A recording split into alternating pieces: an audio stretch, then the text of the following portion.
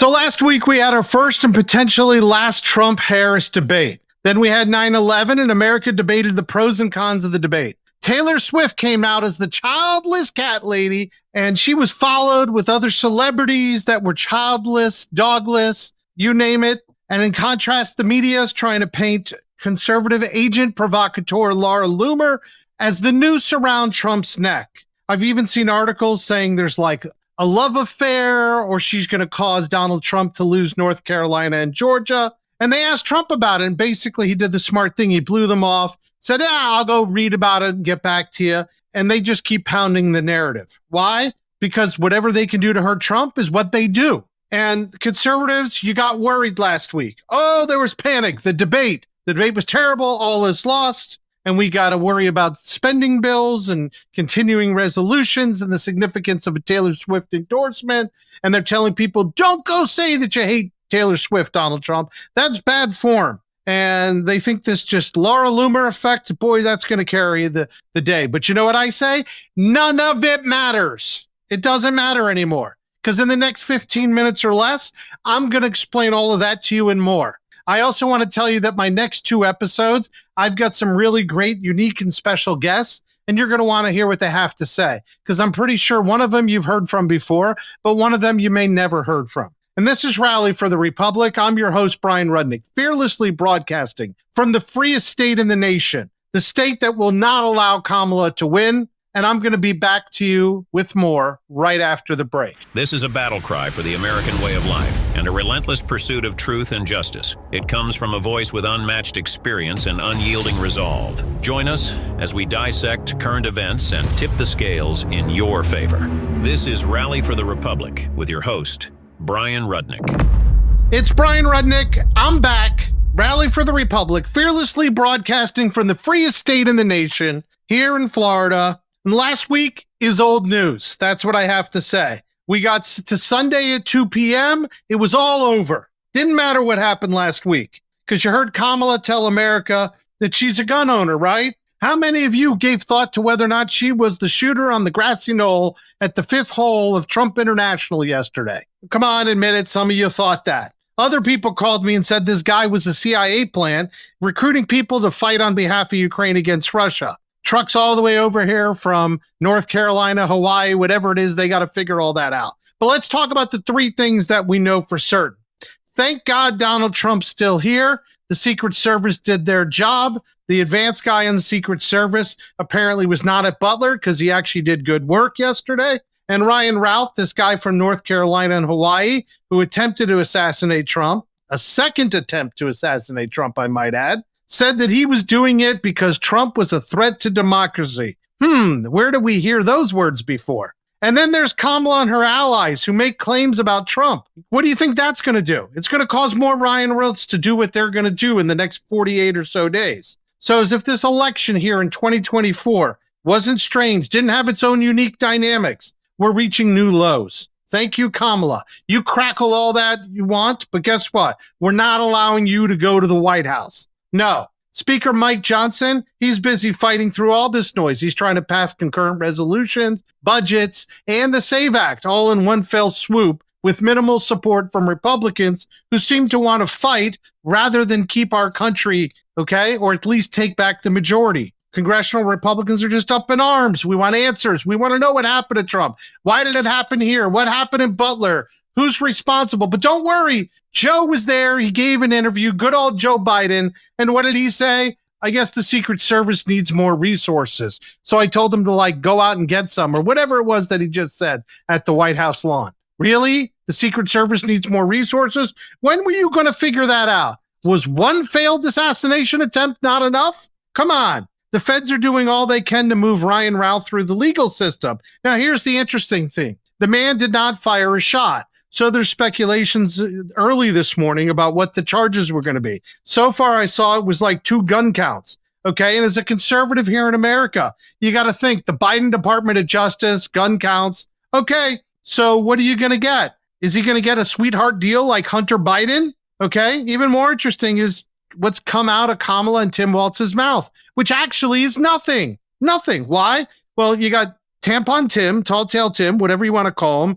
and he spent all that time in the army, and he knows war weapons, weapons of war. Remember that? The combat weapons that he wants to ban? And he spent all this time in China. He should be very familiar with the AK-47. As Clint Eastwood said in the movie a couple of years ago when he was a gunnery sergeant, he's like, this is the AK-47, the preferred weapon of your enemy, so get used to it. It makes a very distinct sound when fired at you. So you would have thought Tim Waltz, having seen that very distinct weapon all throughout his 30 or so trips to China, that he was familiar with it, right? Well, no, I hear nothing, see nothing from Tall Tale Tim.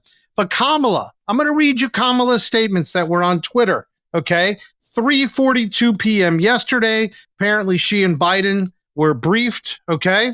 Here's what she had to say. This is her Twitter feed, exact words. I have been briefed on reports of gunshots fired near former President Trump and his property in Florida, and I'm glad he is safe. Violence has no place in America.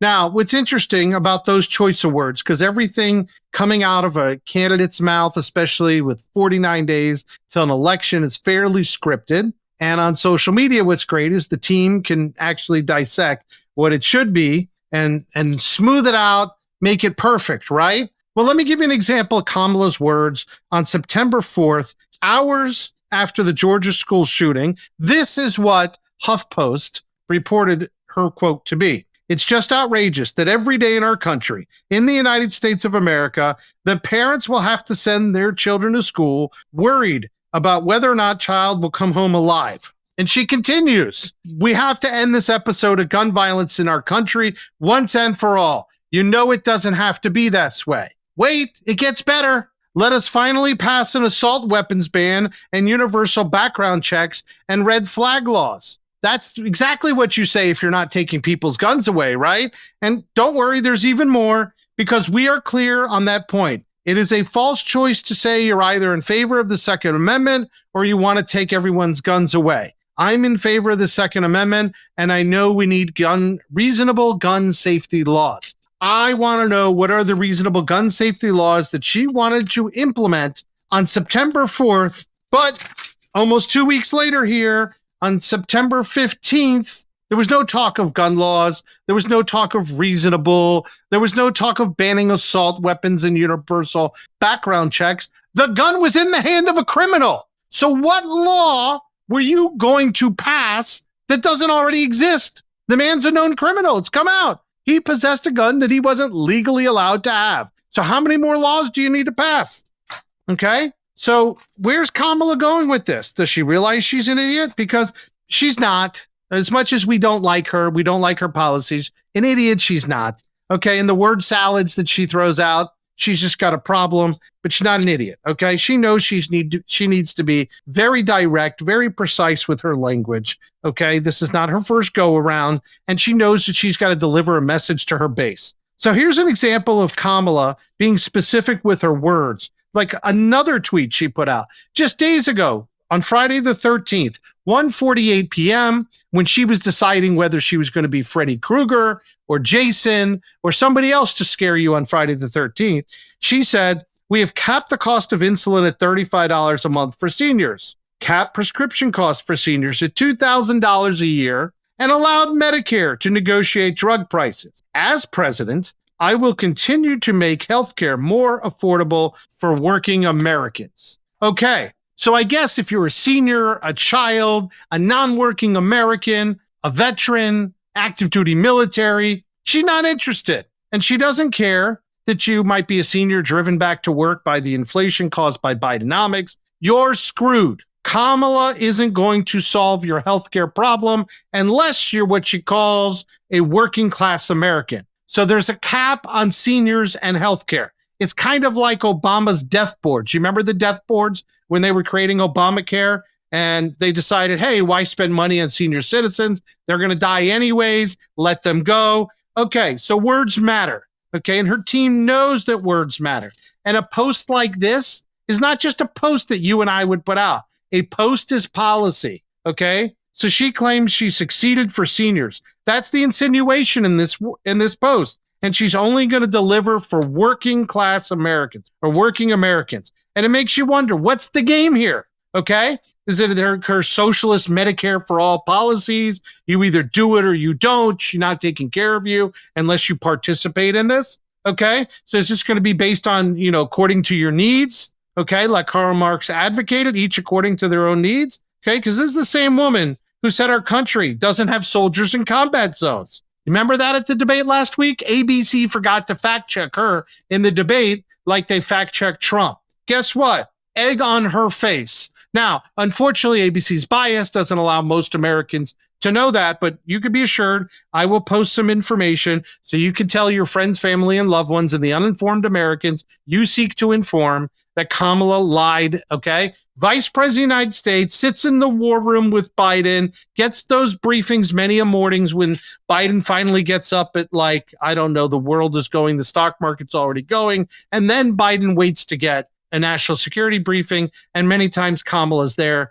And we know at this point in the election cycle, she's getting them regularly because that's what happens for presidential candidates anyways. And so nobody forgot to put in her CIA briefing book that there's Americans in harm's way. She must have forgotten about the Americans killed in Iraq, in Syria, and elsewhere in the last year. But okay, this is just as bad. Okay, remember, words matter. Kamala tells the truth. They got to fact check Donald Trump. And then she gives this whole thing at the debate the other day about all the economists who crunched the numbers and the CEOs like the one at Goldman Sachs support her economic plans. Well, guess what? It came out again last week, just like she lied about guns, just like she lied about soldiers in harm's way. She lied about her economic policies because the CEO of Goldman Sachs, and I'm going to post that video on social media, he gave an interview. And then there's headlines that are out there that say Goldman Sachs CEO downplays firm's report on Harris's economic plan. And this man has made it clear there's almost like no difference between the Trump and Kamala plan, because as we know, Kamala, like Joe Biden, is a plagiarist. They see something good from the Trump playbook, they take it, they commandeer it, and the media treats it like something completely different because it didn't come from Donald Trump. Okay. This is also the same woman. We heard her talk about Israel, whether it's last week at the debate, the Democrat convention, you name it. The Israelis are at fault, just like they must have been at fault when 40 new hypersonic missiles bombarded Israel for 11 and a half minutes on Sunday morning. I bet you Israel's at fault for that, probably because they didn't feed some terrorist family in Gaza. Okay. Does that sound like the kind of people that want to go and, sign peace accords? But those missiles, they came from Lebanon. They were sent by people who seek to enter, who seek to kill Israelis. And they're backed by Iran. Okay, they're Iranian proxies, the people that Joe Biden and Kamala Harris propped up. Remember, Barack Obama dropped cargo planes full of money to buy them off. Trump rescinded. Biden's back. He's paying them all the money back. He's giving them leeway, and they're attacking our friends in Israel. And then they got Kamala, who's got her Manchurian VP nominee, talking about basically sanctioning Israel and siding with these peace-loving people who dropped 40 hypersonic missiles on Israel yesterday. So hopefully you got all that in your notebook. And as I've promised you in each and every episode that you listen, there will be topics for you to fill that notebook to share with your friends, family, and loved ones. Because I want to remind you that Rally for the Republic is for the Americans who love America. It's America for the Americans. Okay? It's not for the leftists who throw around phrases like threat to democracy, because that's a code word for the left. Republicans don't talk that way. Conservatives don't talk that way. We talk about rallying for the Republic. We talk about saving our Republic. We understand that we're here to help the Americans who don't have the facts and they need the resources to educate their friends, family, and loved ones. This is the Rally for the Republic, and our audience is here to say no more. No more. That's right. We're not going to take it anymore. We're not going to tolerate Kamala. We're not tolerating her now. We're not tolerating her at the ballot box. And we're surely not sending her to the Oval. No way. No, ma'am. Not happening. So if you want to send her back to cackle in California, then you better join us here at Rally for the Republic. You better stick with us. You better listen to the next two interviews I have, because one of them is going to blow your socks off. And the other one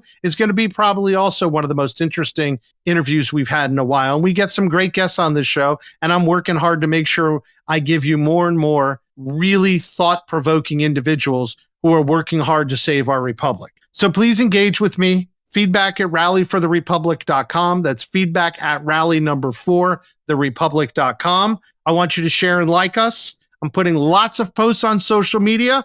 My team is helping me get you the links and the articles and the information we're talking about in these interviews. So I hope you will take that, read it, share. And remember, you want to tune in and listen to the next 2 interviews that we're going to have this week. I'm Bryan Rudnick. I thank you for your time, and God bless America. Remember to keep fighting for this great republic.